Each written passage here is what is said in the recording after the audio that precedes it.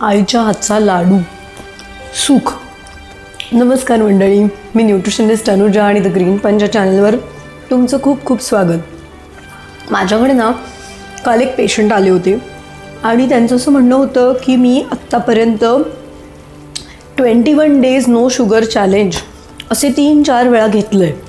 गेल्या तर अख्ख्या वर्षात मी साखर बंद केली होती. मग मी म्हटलं चांगलं आहे, काय पण मग तुमचं आत्ता काय तुमची नक्की कन्सर्न काय आहे? तर त्यांनी असं सांगितलं, मला सारखे शुगर क्रेविंग्स येत आहेत. तर मी त्यांना म्हटलं आता तरी कळलं का तुम्हाला नक्की गडबड कुठे होती ते? मला नाही ना, म्हणून तर तुझ्याकडे आलो आहे.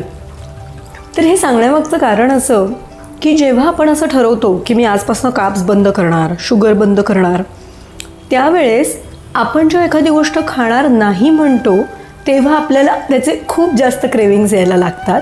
कारण आपलं माइंड तसंच असतं, आपलं मन तसंच आहे एखाद्या लहान मुलासारखं. बघा ना, आपलं जे एकदम लहान मुलं असतात, टॉडलर्स वगैरे, त्यांना आपण एखादी गोष्ट सांगितली ही करू नकोस हां, की ते पहिले जाऊन ती करतात. आपलं मन अजूनही त्याच वयाचं आहे किती मोठे झालो तरी. म्हणूनच हे 21 days challenge, no sugar, no chocolates, no bakery products हे कधीच मदत करत नाहीत.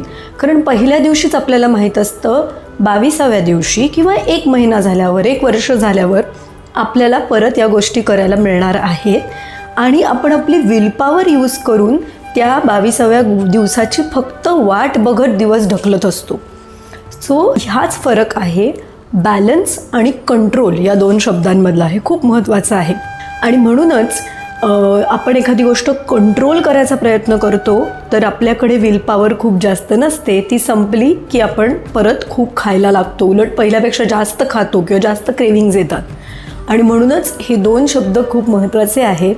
त्यापेक्षा आपण सगळं खाऊन परंतु योग्य प्रपोर्शनमध्ये, योग्य वेळी हे सगळं कसं काय करू शकतो, हेच तर आपण द ग्रीन पंचमधनं आत्तापर्यंत सांगत आलो आहे आणि यापुढेही सांगणार आहे.